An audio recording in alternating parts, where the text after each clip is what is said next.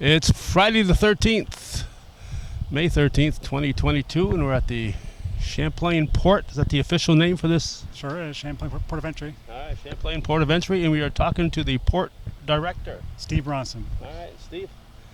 How many years has Paul Bangila been gone? He left 2018. So you've been 4 years then? 4 years. All right. And briefly before he took over, you were Pretty much, acting. Yeah, off and on, multiple years. Well, Paul was doing some travel and Yeah, but TDYs. So. Yeah, and you were before he was officially in. You were the acting director at that point. Was it a Perry that was here before? Chris Perry, yeah, he's still working. He's in Detroit. He's the director in Detroit, so he's still around. Okay. Yeah. But you're almost a local boy. You're from Vermont. I grew up in Vermont, in the Kingdom of Vermont, over in Derby, Vermont. So it's really similar to the North Country here in New York. They have a border up there in the Derby line too. Yeah, sure do. Yeah, that's where I started my career in Derby line. Yeah. Did you? Yeah. Yeah. Someday I'll get to Champlain. Well, Champlain was always like the big port in the area. It was like, so I made it here eventually, but it was always a dream to get over to Champlain. So. Yeah, and Champlain's what now? Is it number 10 or we're in the top 10? We're in the top 4 of the northern border. Not 4 in the northern top border. 4, yeah. It depends on the month and the traffic, and we've Detroit, Buffalo, Blaine, Port Huron, and us. We kind of go back and forth. Buffalo and Detroit are definitely the biggest on the northern border, and then depending on the month and the commodities, the seasons, different things come across. We'll bump up or bump down. So. Wow. Yeah. So is 4 the highest we've achieved? Do we ever get to number 3? We've been to 3 one time, and get a bronze medal and all that stuff. And when traffic is like normal traffic, is passenger traffic in summertime, we can surpass Blaine in the summertime. Year round, it's a little slower here, so. But, yeah. So it's a good line right now.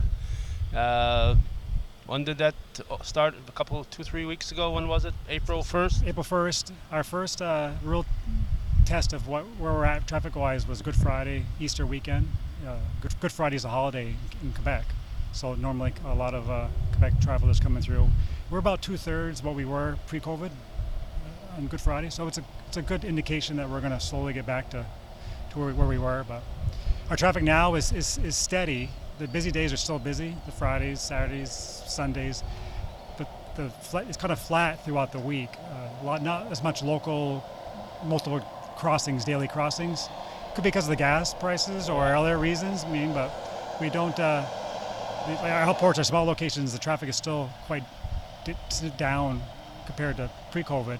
But people got plans to travel, vacation plans. They're heading out. So. Yeah, and a week or two ago, the Canadian government changed it again, so you didn't have to have a place to quarantine if you crossed. So it's definitely a plus. 2/3 of our traffic is Canadian, and the other third is normally U.S. citizens going to Canada, coming back, and that's ticking up now too as the Canadians have relaxed some of the requirements, and eventually we'll be back to normal. Yeah, I hope. I'm not going to ask you to comment because, when they first opened it up there on April 1st, you had to have a place to quarantine. My wife and I, Judy, were going across to the IGA to pick up some tortillere, some meat pies that we haven't been able to get in years, and had to put a place where we're going to quarantine. We were only going to be there an hour or so, but we had to have a place to quarantine. Just in case come check on you. Yeah. Thankfully, we don't have that kind of system going here in the U.S. yet. I don't think that we will either. But it's so they relaxed that now. Yeah. If you're just going for a short stay, you haven't got to quarantine anymore. Right. Obviously, somebody said, "Hey, this is kind of silly." Yeah, and they just slowly get back to, they wanted to get people crossing, but they're back to somewhat normal procedures now. Yeah. And I know that first weekend that it opened up, I was talking to the folks down at Valero's, just as the first exit up here, and they said they ran out of gas that first weekend. Oh, sure. It was the McDonald's, the local restaurants. We got kind of spoiled on COVID. The employees here, we go grab something to eat, and it was no line, no wait. Now it's like, what happened? So, but it's good. It's good for the local economy. Well, darn tootin'. Yeah. So. Yeah, and every time they're buying a gallon of gas here, they're for sure. They're helping out our economy, and every time every hamburger, everything, So it's nice to see this nice steady line we've got here. I know I saw there's a camera. It's about a mile or so down the road here, and some of these shots, early morning shots, they were backed up at 4 o'clock in the morning to Yeah. get across. And that's a good point. A lot of our newer employees we've hired the last few years, they've never seen traffic. I mean, so as we get back to business as normal, yeah, traffic can back up. We'll have all our lanes open, but if everybody wants to cross at the same moment, there's going to be congestion. But so some of the newer officers, we're giving a heads up. Hey, it's going to be a eye opener when traffic does get back to typical summer days. Oh, yeah, and on Sundays when the beach would close, and when I was a kid, they'd be backed up. We had both drive-ins, the border drive-in and the Northway drive-in running here. Oh, yeah. The movies got out, you could tell. You could just look at the Northway if you drove over the and traffic was backed all the way Yeah, up. and it's weather too. The day like this, people are going to make that, get out and about. So yeah, we're on a Friday, as I said, and it's, people are getting out there and looking to enjoy the weather. Now, how about more than just passenger traffic here, but you also have commercials, and that's kind of busy. That stayed steady all through the COVID pandemic. Thankfully. Actually, a couple quarters we were higher than normal commercial traffic. That's just it tests the U.S. economy, and also with the passenger traffic being down, we were able to put more resources in the commercial environment for processing, so reduce delays and facilitate commerce. So it worked out well in that standpoint, where we had extra manpower to put in the commercial world. Yeah, and you caught a few things too, didn't you? Didn't you catch some stuff that? Yeah. And then you probably learned from that and say, all right, we're going to keep doing this. Yeah, now. with the extra time or manpower, we were able to look at maybe more things than normal, and for sure we find a lot of narcotics, large loads of like marijuana shipments and things like that, and we'll continue to look for those. But it could maybe stood out more with the less of the volume in the passenger world. Mm-hmm. If they had to move it in a different mode of transport, maybe they just took some chances to put it in trucks. We're not positive, but it's definitely eye opener. But COVID did have some advantages to us operationally. We were able to look at some different things and get some different ideas. Yeah, so everything is an opportunity. And, there's no problems in the world. They're just opportunities. Yeah, sure. Yeah. So it's more than just this fourth busiest port in the north, though. You got other ports besides. 12 crossings under the Champlain. Under your umbrella. Yeah, I guess. Well, under our umbrella, the people work here. We go from Fort Cummington all the way to the Rouse's Point boat dock, and then Plattsburgh Airport, International Airport, Albany Seaport, Albany Airport is all under the Champlain direction. So it's definitely a big area responsibility, and we stay steady. And from the smallest crossing we have to the largest one, there's always something going on. It's not it's a 24/7 operation. So, which by the way, our smaller locations just recently this week opened back up to 24/7 normal hours. We did have reduced hours, overnight hours, to try to reduce COVID spread, and also the traffic wasn't there. Uh-huh. But we started back up to normal crossings, so people can come across 24/7 at all locations. Yeah, I was at a banquet last Saturday in Rouse's Point for the firemen, and a guy named Lauren Yulee from the St. Paul Fire Department, who's part of our mutual aid people here, and he was saying that that they're not very handy for him in St. Paul, which is just above Rouse's Point, right. to come through yet, and end up coming through here. So he's welcoming that 24 hours. Yeah, and the mutual aid, even when we were closed, we have ways for them to come across. We're not going to delay a fire truck or a tanker or whatnot. We're going to get them. That mutual aid is so important in the North Country. So I mean, if there's a gate, they cut the gate. We'll put a new lock on. I mean, we're not going to hold back mutual aid, but this is the local people back and forth for sure. It's maybe 7, 8, 10 miles out of the way, but after doing that time after time, it does become a hassle for folks, and we realize that. So now that COVID is maybe somewhat behind us, we were able to open up all the locations. So good. Yeah. So how many people do you have working between all those locations? Well, I don't really talk about each location in particular, but overall, 350 employees are within the area port of Champlain, from officers to mission support specialists to trade enforcement, all different aspects. But the majority of our staffing, our people are officers, and then another 10-20% are other support staff. So. Okay. Now, Was it Customs and Border Protection when you signed up? It used to be Customs and Yeah. used to be Immigration. Immigration and customs. I actually started as an immigration inspector, part-time inspector, and the immigration job is very challenging, and it's a really you got to be really smart to do it. So I ended up switching over to U.S. Customs. Customs at that time was more just go find bad stuff, and so I switched over to Customs, and then this is back a long time ago, and then 2008 we merged, or 2007 we merged to CBP, Right. Immigration and Customs. But we don't. And then every year people retire and move on, and people don't really talk about customs, U.S. Customs or immigration any longer. The new officers, they have no No, they don't know the sense, difference. and Right. eventually some of us old guys will be gone, and it'll be, what was that, customs or immigration? What was that? So, but Well, I'm trying to. I should have looked it up. But I'm trying to remember back. I think it was somewhere around 1789 that the slogan was "Revenue must be had," and we started the customs again. What you know the year offhand, or 1789, and like a customs collector was one of the, back then it was a really sought after political position because you had control of the money. I mean, it was a high ranking position in the government, the collector of customs, because the duty collection. But over the years, immigration came along in the early 1900s, and we've gone, now we're just one. So. yeah, because the town of Champlain was formed when Clinton County was formed in March 3rd, 1788. So we predate the customs by a little bit. And it's a good thing we didn't have immigration going in 1814 when the British came across. Imagine the line, the backup that would have been there. Sorry, no passport. You got to go back.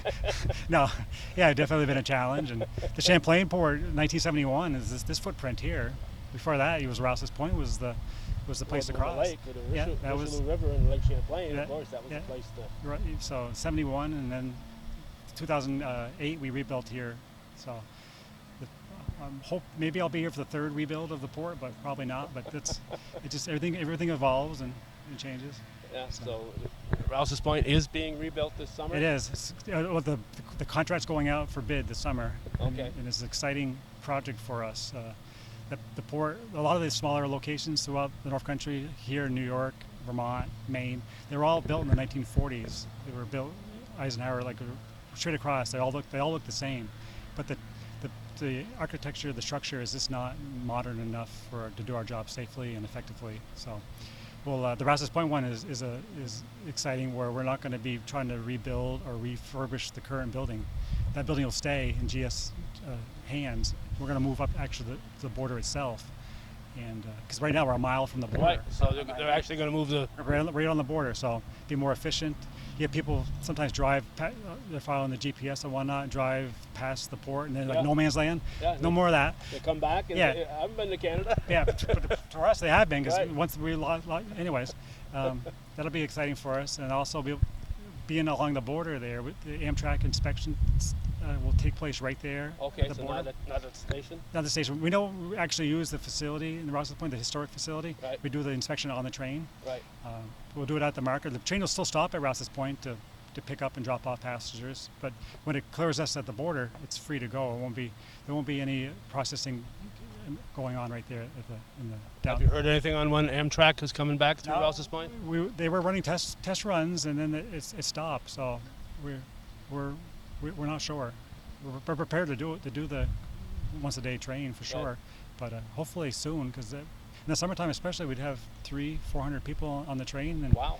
and a lot of international travelers take the train. I mean, they're not going to necessarily rent a car, so they fly in from Europe into Montreal, and they tour around there, and they jump on the train, and then they come down that way. So we have a lot of international travelers on the train. So it must take you a little while to clear it then. It is. It's challenging. We have some pre-arrival information, so we know who's on the train and what countries they're from and the documents. We still have to verify everything and do our processing, but it's important work. But the pre-arrival really helps us out, and once a day is not a huge lift for us. Yeah. Yeah. If it was every hour a train, we'd probably have to think about some different things. But I think there is one crossing that's a few miles from here, just below Park Safari, that you probably don't have anything to do with. That's on the Roxham Road. mm-hmm.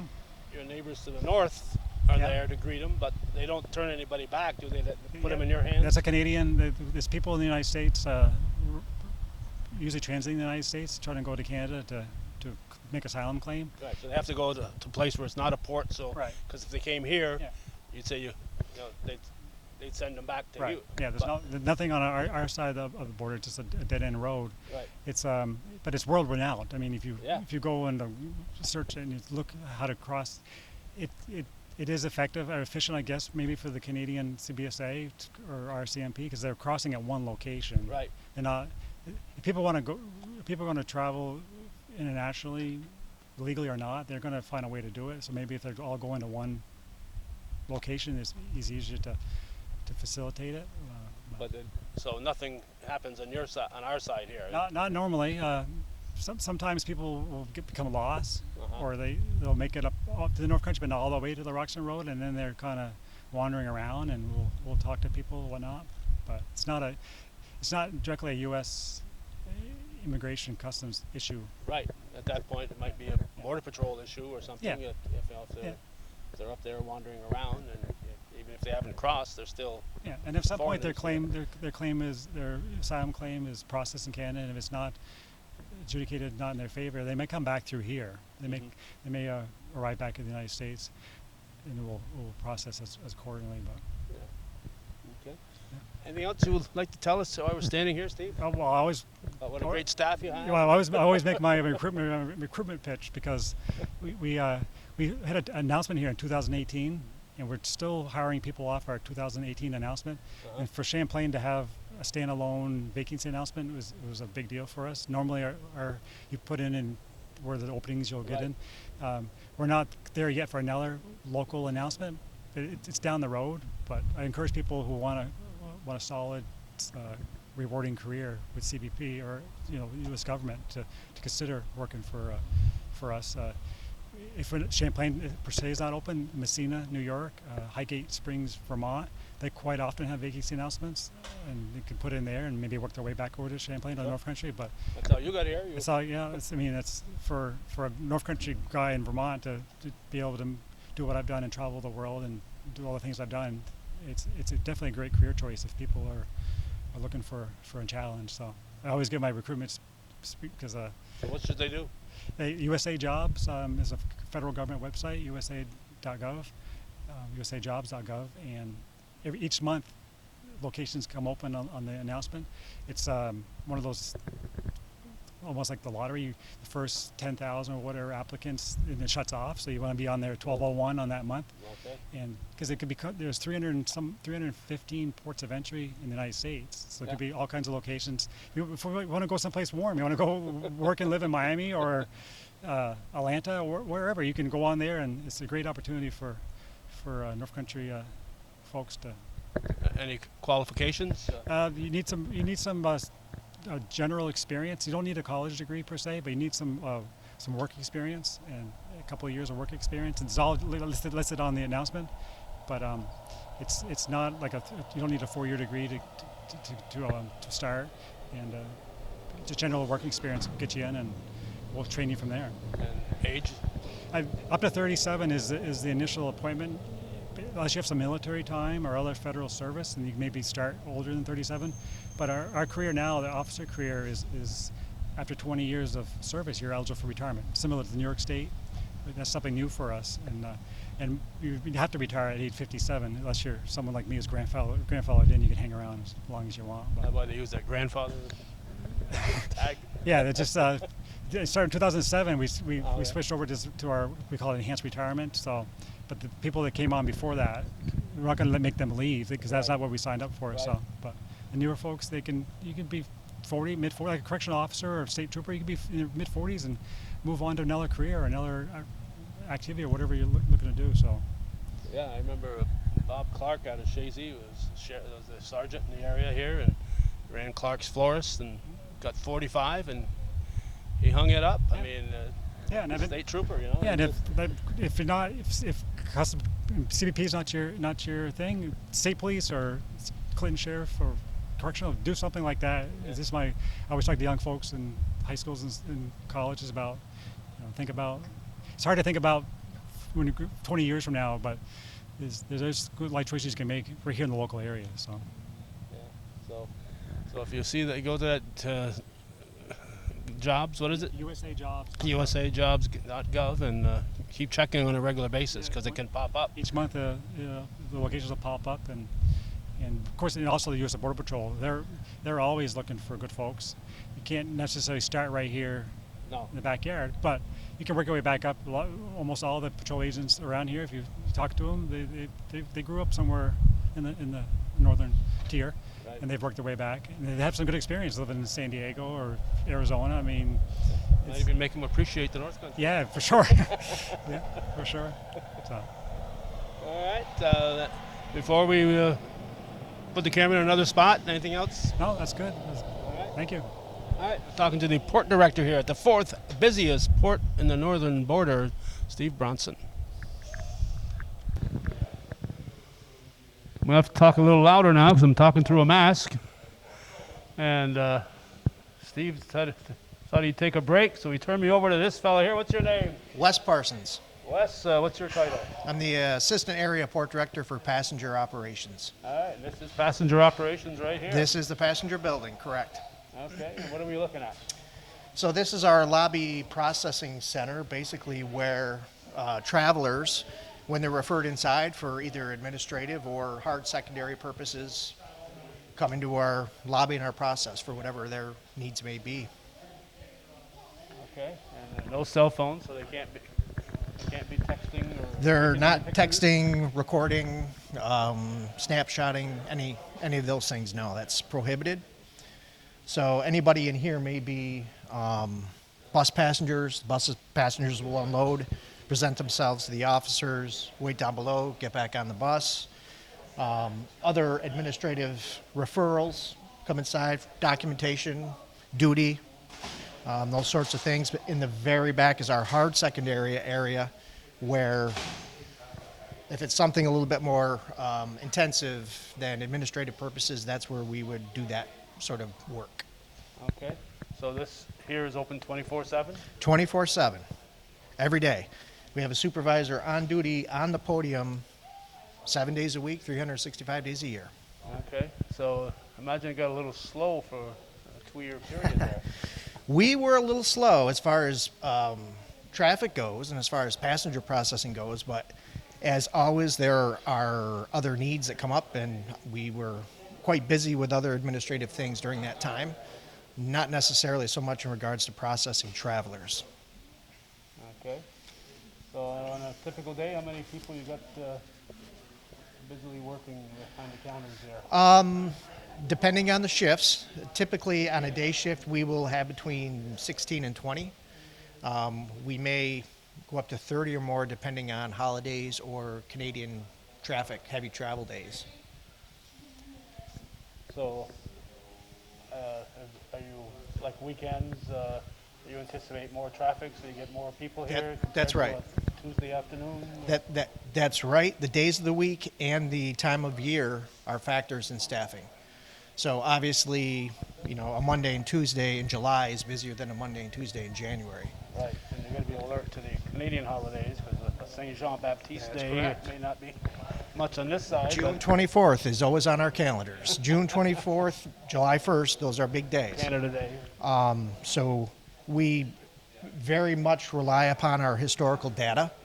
The last 2 years obviously have been skewed, so we go back to our fiscal year FY19 data to look at what our travel was, and we try and associate, obviously the 24th and the 1st are not always on the same day every year, Right. so we have to calculate where they are and what it looks like this year compared to previous years. And our traffic is actually very similar year to year without consideration of COVID. Right. Steve, where he came from, where did you originate from? Originally from Central New York, but I've been here since 1998. Started with immigration and stayed on with CBP and DHS. All right, Central New York. Oswego area. Oswego, so you weren't real close to a border, but not that far away. Not too far away. I mean, we traveled to the Alexandria Bay area and Canada, Niagara Falls as well. So we had some familiarity with the border. made you decide on Customs and Border Protection? Well, I worked for a couple of different customs brokers in the area, and had applied with both Customs and Immigration at the time. And Immigration basically was the first agency that gave me the opportunity. So I took it and did not look back. It's been a very good career. I have no complaints at all. You came up this way originally to be a custom broker. Came this way, yeah. I was married and we moved here with the intention or the idea of actually being as close to the Adirondacks as we could. Okay. And sometimes, employment in the Adirondacks can be difficult. Yeah. So we settled in this community, and it is very close and a very good place to raise a family. All right. Anything else, Wes, that you would like to tell us about here? As far as passenger operations goes, we see a variety of people. New York City and Montreal being about 6 hours away, there's a lot of diversity that comes up and down the road, and it's never a dull day. There's always something to do here. So I would encourage anybody that's interested in applying for a job with CBP to please do so. Okay, before the 67 World's Fair, that was when the Northway was officially fully open. Route 9, of course, was the route from Yes. north-south. And I'd like to tell people that Route 9, when it gets to New York, goes directly into Broadway. Oh, is that right? It goes right. Route 9 becomes Broadway in New York City. So, Nice. I was not aware of that. so you go from Champlain to Broadway, right? Perfect. Right in that same Absolutely. road. All right. We'll wrap it up then with you, Wes, unless you got something that I should know about here. I don't know think, what I the- think that'll do it. All right. Thank you. All right, thank you. Okay, we are at the port of entry in Rouse's Point, with Vermont being on the other side of those trees over that way. And looking in this direction, we're still seeing the United States of America. We don't see Canada just yet north of us. It's a mile north of here is the actual marker for Canada. So as you said before, sometimes people just get lost, go up there and come back. And Come across the bridge from Vermont, and you take a right at the stop sign instead of a left, and you end up in no man's land. So. they see the customs up that way. They say, "Oh, I don't want to go into Right. Canada." So they turn around, come back here, and they find out they got to explain where the heck they've been. And before our security enhancements, also people maybe not stop. They say, "I didn't go to Canada. I'm only to stop," and, Right. but we can't tell that. So Right. we have to chase them down. But we've put other security mechanisms up over the years to try to discourage people from just driving by. So. Okay, so this is your easterlymost port under your direction. Can you read them off in your head? Left, Yeah, right, east to west there? Another mile or so, not half a mile. We get the actual Rouse's Point Marina Boat Dock, which is a Just seasonal off the bridge, operation. Just off the bridge. Yeah, just opened up last week. Okay. It kind of coincides with the bridge open on Canada for the Okay. boat. So, Okay. and then of course we have Rouse's Point here, Uh-huh. Overton's Corners next crossing over to 276, Yep. and Champlain, main Champlain, Moores, Cannon's Corners. Mhm. Cannon's Corners is a 8 to 4 crossing. That can remain. Yes, we have to remain it. And then we get into the Trout River area responsibilities. So Chateauguay, Yeah. Fort Covington, and Trout River, Port of Entry themselves. And of course, south of here, Plattsburgh, Albany, Air and Sea. And the seaport in Albany is interesting. It's people don't realize how many vessels make it up the Hudson into Albany. There's a lot of vessel traffic into Albany. It's under Champlain. We have a port director and a crew down there, officers crew working down in Albany. But there's a lot of barge, a lot of commodities coming up from the Atlantic through into Albany itself. So how do they get to? They come up the Hudson and Yep. they come down. Come with Hudson, yeah. Right in There's Albany. no place along the Hudson to stop them. Oh, there's other ports of landing, but they want to come into Albany because that's the transportation hub.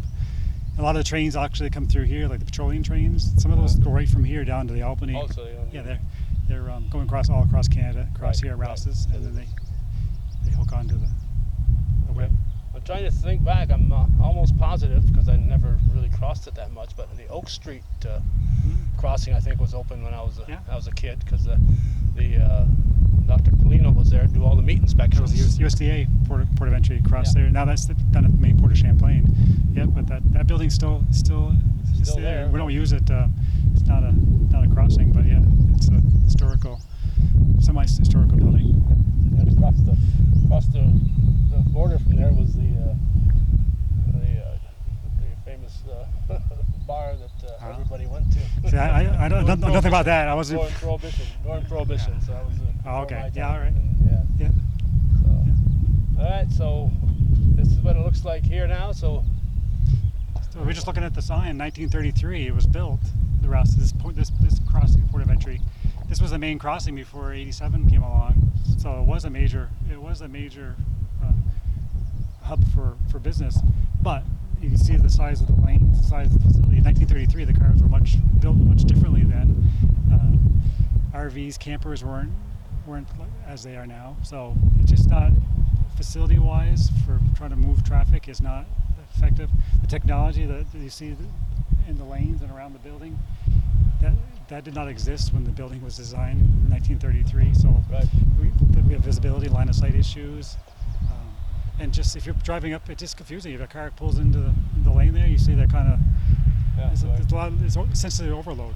So, should I advance or not? the time for a new modern facility and the Infrastructure Act that was just recently passed by Congress had money designated in there, $44 million designated for Ross's Point and Trout River, New York. We're getting a new port of entry in Trout River too, but Ross is going to be first. And, we're going to move up the road about a mile from here, right along the marker. Can we wander up there? For sure, yeah. Okay.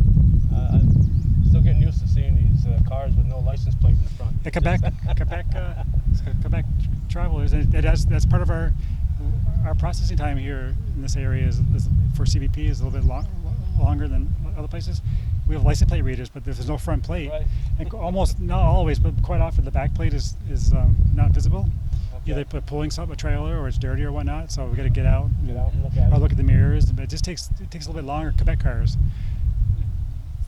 but New York plated cars and Ontario plated cars, Vermont, they all have front plates. Right. Just the Quebec. Yeah. Well, I got a granddaughter just moved back up here from Tennessee, and she doesn't have a plate in the front either. So there's some states that. Yeah, I guess maybe it's for whatever reason, but Yeah. This. I'm looking at old maps, and I was surprised to learn that in probably 1940 or so, this was still Route 9 here. oh really? Just before it became 9B. But it was Route 9, and it came out at Honeymore's Corners, and I don't know what they called that road that went into Champlain, because that was busy too. But I saw some old maps that called it Route 9 and not Wow. 9B, so I don't know. Yeah. This was because of its proximity to the lake and all that traffic coming through there. This was certainly a busy place 75 years ago. I should mention also with the new port of entry going to be built, our Trusted Travel Enrollment Center is going to be housed in that facility. Currently it's at Champlain, so when you're going through the process to become a trusted traveler, you had to come for a personal interview. And so people come from all over the East Coast. Okay, trusted traveler means you can get through quicker. Yeah, you have a dedicated lane or a card, and you're known to us. But the good thing about the local area is now they come to Champlain. People come from New York City. Yesterday I saw someone from Philadelphia coming. 50 to 75 people a day travel to the area. Now they get off 87, do their thing, and back. We're open here for the Trusted Traveler Center. Hopefully they're going to stop and have lunch somewhere in the area or sightsee, or well, maybe I want to get a camp here in the future. I mean, so that's another benefit. It's better for us as an agency because we're not having people in the congested Champlain area trying to find work. It's as we know, confusing area. Here, they can go have their appointment and then have their day here, hopefully in the local community. Yeah, and when they come through here, they're going through the village of Rouse's Point unless they turn and cross the bridge back into Vermont right away.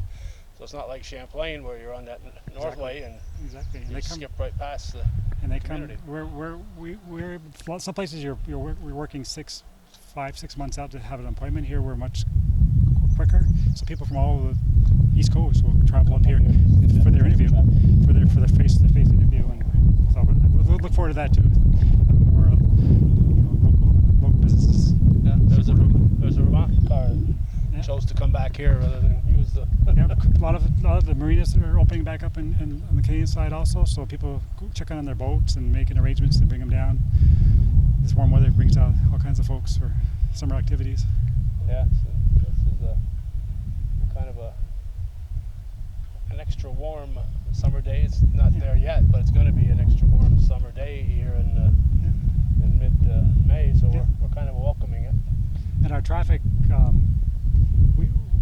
if people, this is convenient to cross at our smaller locations, especially if you live just down the road. But we encourage people when it's the holidays or the busy travel periods to come through Champlain. Yes, it's busier, but we have more lanes. We have more. Here we have one lane. If you're busy, you're busy. Busy, but also if there's a security incident or something that catches our attention, we have to look at. While we only have limited people here, they're not. The traffic processing will be delayed.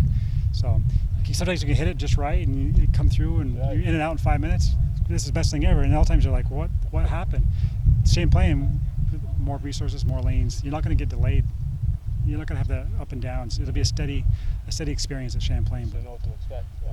Don't avoid the outports. It's just be aware that sometimes it can be. Yeah, depending on what the traffic might be. Everybody has their favorite crossings. Some people like Overton. Some people like. Yeah, that's where we usually go. But yeah. I'm not sure. Next time we go to Canada, we're probably going over to Noyan to buy some of their cheese over there. So we might cross in Vermont even. Sure. I'll try to stay on this side when I come back. Give you guys some business. We need all the stats we can get. So appreciate it. Okay, so what happened to this building when you're done with it? It turns back over to GSA, and it's a historical building. They're not going to be able to just knock it down. They'll have to repurpose it.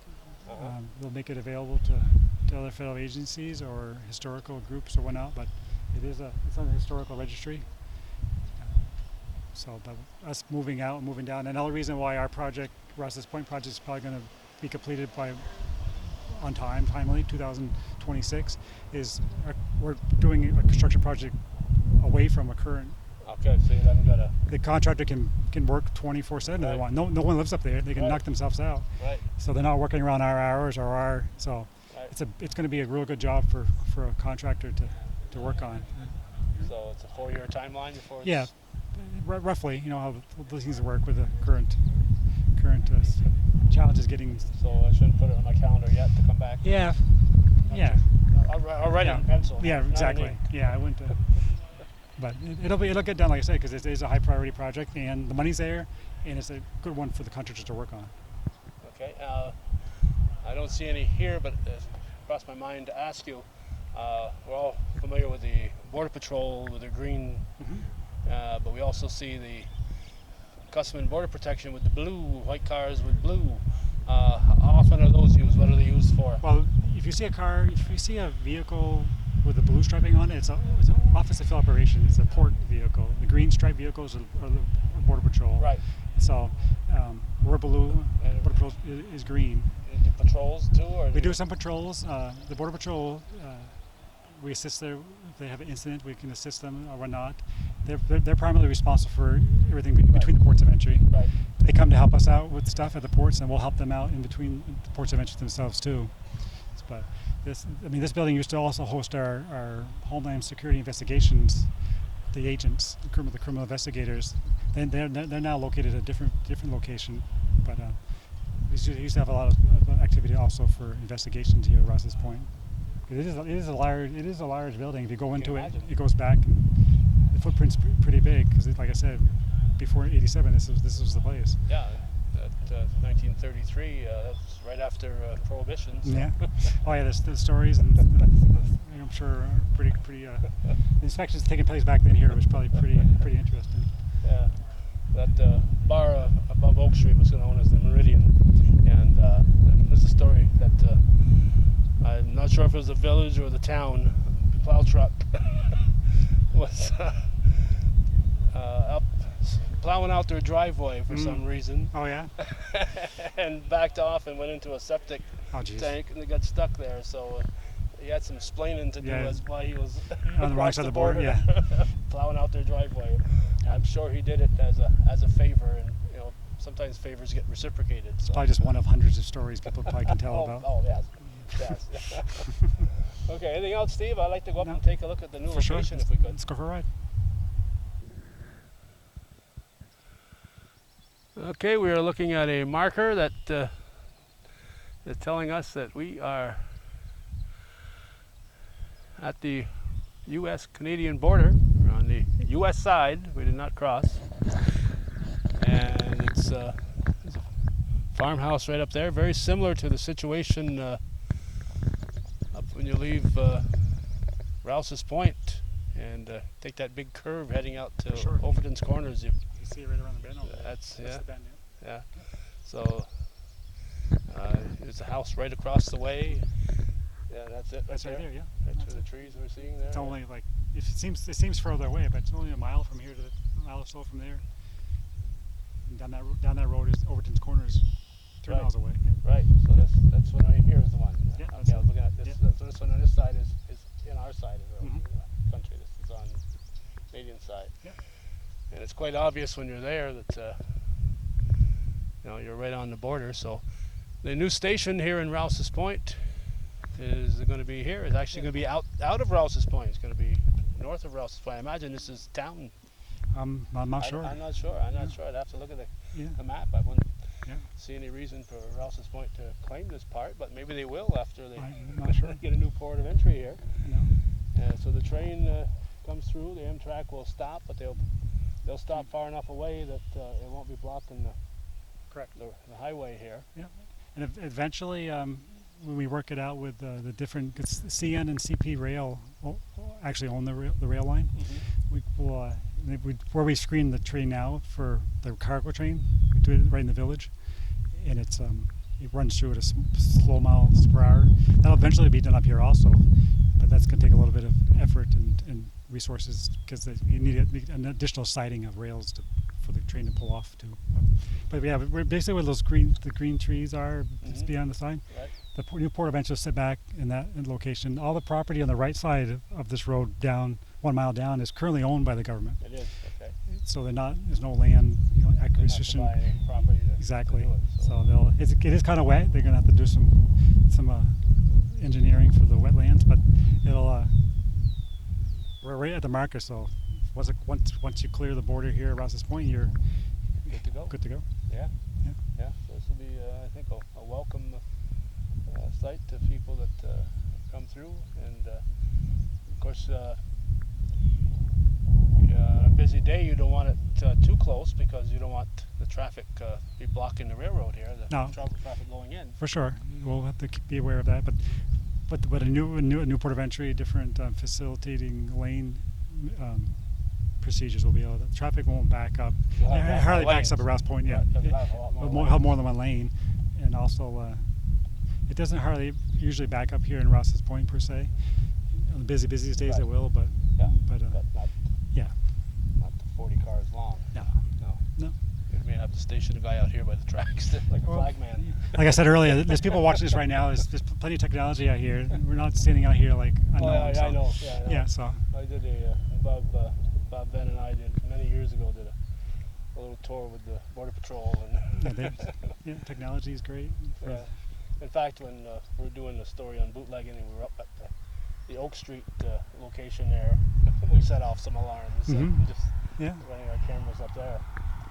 All right, so another Vermonter coming here instead of crossing in Vermont now. It's quite often the Alberg is the nearest crossing on the Vermont side. Right.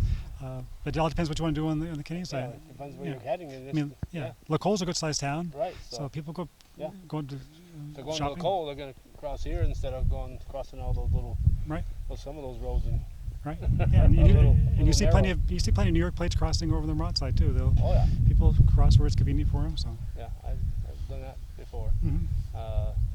And of course, when we get over, right in this line here, we get to the other side of the lake, and you get that same situation that you have up where we were born there, where you got houses on one side and doors on the other side, and that's happened right there in Alberg. Exactly. That's right Oh, on the yeah. lake there. I mean, you're in one country, then all of a sudden you're in another country. Oh, yeah, it's hard. People who are not from the area come and visit, and they're like, "What do you mean that side of the road is Canada?" yeah, it is. They think that where's the barrier, where's the wall? Well, no, that's not how. Canada's we're a little more not relaxed, but we're friendly, and over the years, security's enhanced, but the local culture has not. So, I mean, I grew up. My family is all from Canada, Stansted, the Eastern Townships. Okay. My dad, my uncles are all born, so I understand how it works along the border. So it's not just because there's a market. It doesn't mean doesn't mean a lot to a lot of people. It's about family and culture and. Yeah, and up here is all our French Canadians. All my ancestors are French Canadian, and they're just used to going back and forth. Mm-hmm. And same thing with your Eastern Townships people. And Oh, yeah. so if your ancestors, are in Canada, your ancestors probably fought on the British side Yeah, here. my grandfather was the World War II firefighter for Britain, Oh, okay. and my grandmother was a school teacher in Ireland before they immigrated to and mostly British Ireland. The Eastern Townships where they immigrated because of the language. That part of Quebec is more English speaking, and so Oh, so Yeah. People tend to think that just because they're in Quebec doesn't mean that. no, they speak French. definitely on this side, closer to Montreal, and the Montreal, greater Montreal is Quebec for sure. It's French speaking, but Yeah. Eastern Townships, Or Quebec City. yeah, Stansted, Yeah. that area is where. A lot of British were settled. Yeah. Yeah. All right. Anything else? Well, I want to take a look at the lake. Sure. Okay. Anything else here? No, I think you've seen it. All right. So All right. we'll look forward to it. A brand new port. Mark your calendars. 4 years. So what construction is you're saying is going out to bid shortly? This summer, yeah. So probably construction won't start till 2023. Like I said, since there's nothing around here, they can. As soon as they get the bid, If they can deal with the winter elements, they can go at it. Uh-huh. There's no Yeah. no neighbors to worry about.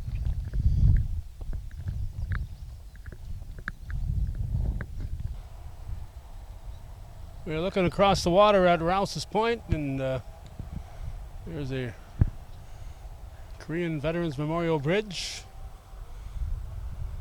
also known as the Rouse's Point Bridge, and it is a nice piece of construction as far as I'm concerned. But it replaced a nice piece of construction too many years ago. And of course, you see the remnants of the first bridge that crossed the lake in this area, and that was the Rutland Railroad Bridge. It continues to fall down. But over here on this side of Fort Montgomery, we see this little dock out here. What happens here, Steve? So international arrivals for vessels can stop right here at our boat dock and be a process for entry on the lake itself. You can either pre-arrive via our technology, our CBP1 app, or the Roam application, which is on that application. The boater puts in their information and they get a release notice, and they're free to go. Or you can come. At least this boater here today is pulled up and actually doing the app as we speak on the other side of the truck there. Okay, so that's a boater, not one of your vehicles. Right. You haven't got any boats here to chase No, people? that's not my. Oh yeah, well, Border Patrol will put their boat in the water shortly. Okay. The season just really started last week. And Okay. the warm weather kind of makes it feel like we're in July, but it's not. We're still May 13th. Yeah. water's still a little cold. But the Oh yeah. BP will put their boats in the water, and we're putting up our inspection station, or it'll be like an iPad kiosk. So if you don't have a phone with you or technology, you can come off your boat and go to the kiosk and make your arrival notice. If sometimes we have officers here working on the spot, you can make your arrival announcement that way also. So you don't have people here manning the place on Not- a regular basis? This summer we're doing a little spot checking and people coming and going. But what we found out the last couple boating seasons is people were using the technology. They were already announcing, they were making their pre-arrival information. So they came to us. They'd already been cleared to enter. Uh-huh. And we're almost inspecting people twice at that point. So this summer we're going to try try to facilitate things and they can make their arrival.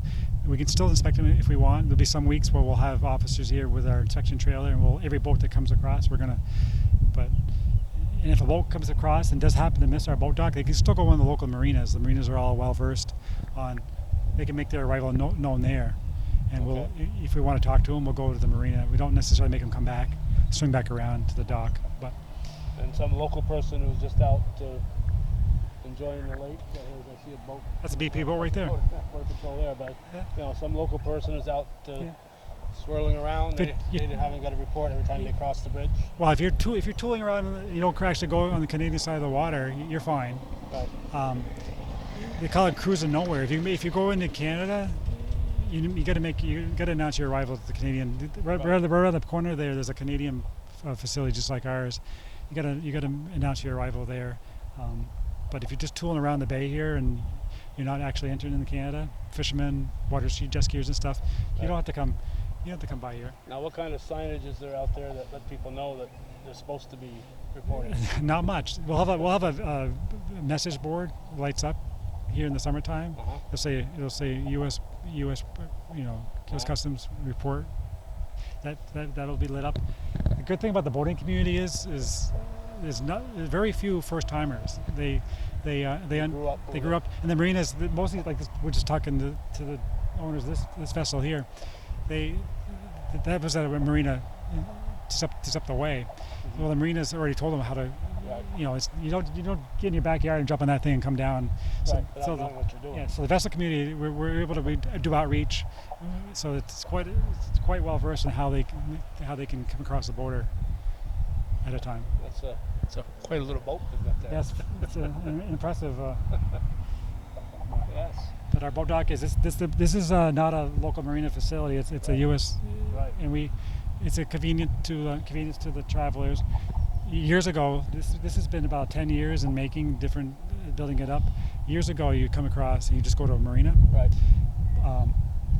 But the marinas, they get busy. I mean, You got business to take care of. they're taking care of their people, their local, Right. their clientele, and they not necessarily can deal with a busy summer day, a hot, nice day. We'll get hundreds of boats coming across. Yeah. So we're able.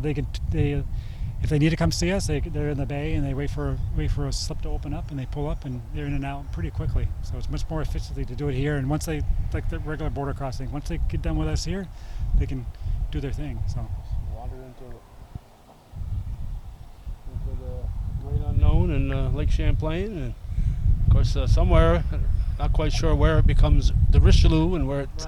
and we have the local boats that are going to come down the marinas and here, Shazy, Plattsburgh for the summer. But there's also a lot of international. A few weeks from now, we're going to have the snowbirds coming back from the Caribbean on their boats. They come up the East Coast through the Hudson, through the locks in the Lake Champlain, going all the way to Montreal, right across to A Bay or.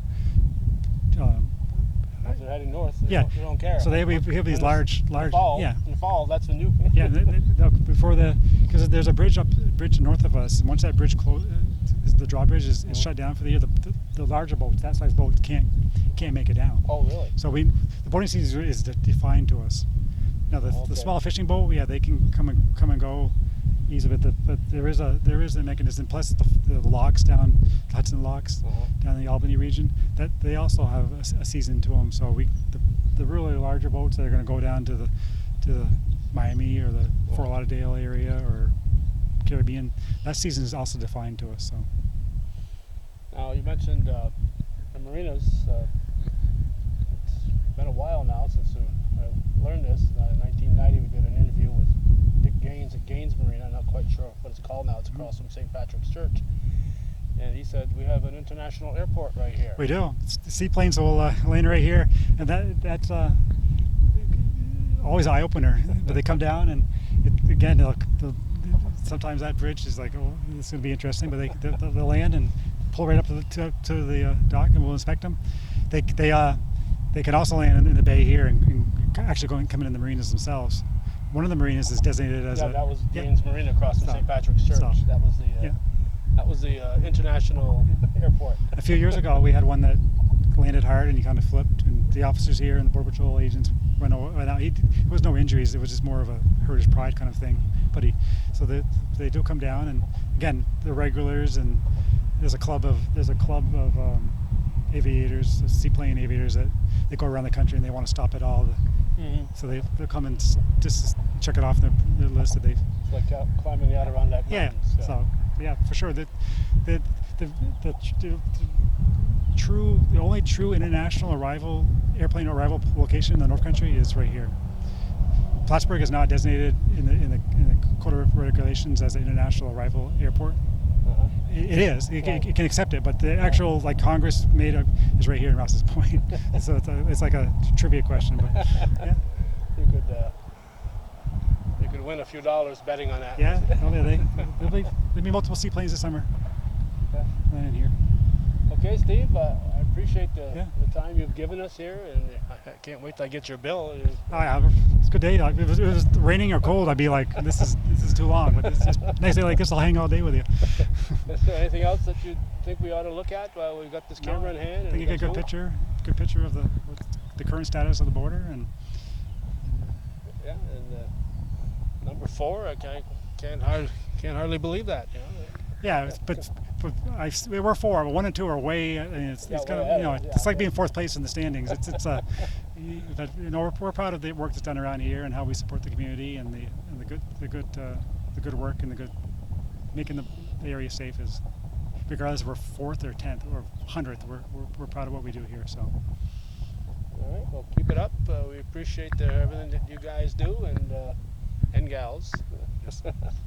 I can't use that generic guys anymore. 25% of our officer workforce here is female, and hopefully growing by the day. So there's no reason why women can't do those jobs. Law enforcement. They actually, I would say, a lot of women do law enforcement jobs better. So we encourage, like I said, the recruiting part of it. Yeah, definitely would like all genders to apply. Okay. All right. We're going to wrap it up. May 13th, 2022. We're looking at the U.S. border situation here in our current year following the 2 years of COVID. Thanks for watching, and thanks for Steve for allowing us to take this tour.